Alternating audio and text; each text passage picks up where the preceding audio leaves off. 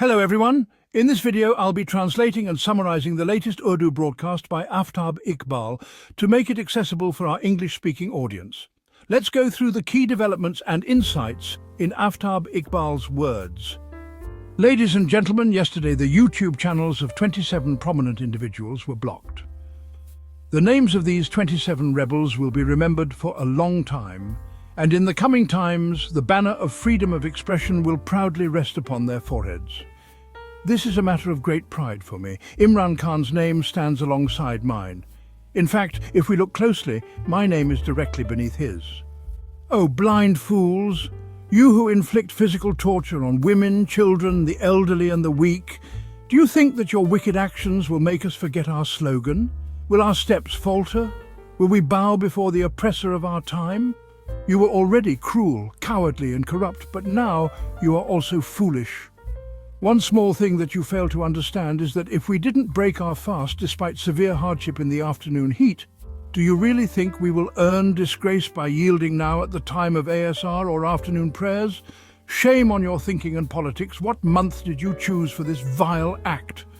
Ladies and gentlemen, I can only spare this much time for this lament because our passion is far less important than your society, which is crumbling and increasingly mourning not just innocence, but apathy itself. Let me begin with a small discussion about why all this is happening and then move to current affairs so that today's vlog may present itself in its true form. I believe the first reason is the general frustration that this regime has been suffering from for the past 3 years. While it may have achieved a lot, it has also been playing very clever, very smart, resourceful and shrewd politics. But there are some major things they have completely ignored. One of them was social media. This was a factor that went unnoticed. There were many other things they ignored, but this one, social media, was entirely overlooked. What I've seen is an endless misuse of fingers. Criticisms were targeted, mischief was created, and every aspect was mocked, ridiculed and denounced. But this could have been stopped in a well-educated manner, but for that, education is crucial. And as the mystic rightly says, these people are not educated. Moreover, they don't even try. The problem is that these people are mostly uneducated, with little to no formal schooling, and they don't even try to acquire knowledge. Speaking of which, the second reason might involve Imran Khan. I'm not entirely sure, but somehow the name of Imran Khan stirs things up very quickly. Perhaps his health is at serious risk, as many are already aware. Or maybe he has issued a call for a movement that is being referred to as a final call. There may also be international actions in the coming days that could stir up protests, intense criticism, and the rise of public opinion. After all, social media is the real fire starter here, so what do I say about this? Every home will have a channel now. How many channels will you block? The third factor, ladies and gentlemen, is more concerning. It's possible that in the next week or 10 days, a series of events will begin that will cause further distress and may even lead to terrorism on both sides, in this region and elsewhere. You must have seen the rising incidents in KPK, where 2, 3 or even 4 incidents are taking place every day. This could spread further, and Balochistan could flare up at any moment. The situation could deteriorate, and the drums of war are sounding louder with each passing day. Alongside this, the Abrahamic Accords narrative is gaining traction. This could ignite matters further and escalate any situation, though the likelihood of this is not too high. Because the class in power and those sitting comfortably on their satu, a term for an easy life, in Pakistan have very little hope for any meaningful change. But let's talk about the Abrahamic Accords. Maybe just outright recognize Israel. There will be no uproar. If this nation remains silent, knowing full well the political tactics of Imran Khan, then it can endure everything. The fear is not of that. The fear might lie elsewhere. It could be that the regime is dealing with a combination of factors. Maybe, just maybe, they know they've executed all their moves on the chessboard, yet the final move hasn't been made. The checkmate hasn't come from either side. You've played your moves, but now someone else will make their move. Maybe they've realized this, but the real fear is in their hearts. There is no doubt about it. They are scared. And it's that fear which is troubling them. Now, what preparation have you made to deal with this? At least, Try to imagine the scenario. Perhaps some sense will come to your minds. As I mentioned yesterday, this war will be extremely painful for all the oppressors, both here and there. All the tyrants will be ruined. We will talk about this in more detail another day, inshallah. But for now, let me leave you with a small but very profound and beautiful verse from Surah Ibrahim, chapter 14, verse 42. Do not think Allah is unaware of what the wrongdoers do. He only delays them until the day when their eyes will be open. Did you notice, O Prophet, that your God is not unaware of the actions of these oppressors? He is simply allowing them a delay. He is waiting for the day when their entire world will collapse. This is what I am trying to explain to you. He is just waiting for that moment when, in fear, their eyes will be wide open both here and there, but by that time it will be too late. It will be way too late. Even Pharaoh had said in the end, I believe now, please intercede for me, when he was speaking to Moses. But Moses replied, it's too late now.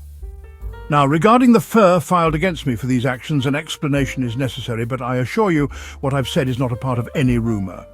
When I say I am speaking under oath, I mean it. I swear I'm not making this up. I'm not mocking anyone or validating anyone, neither from this side nor from the other side.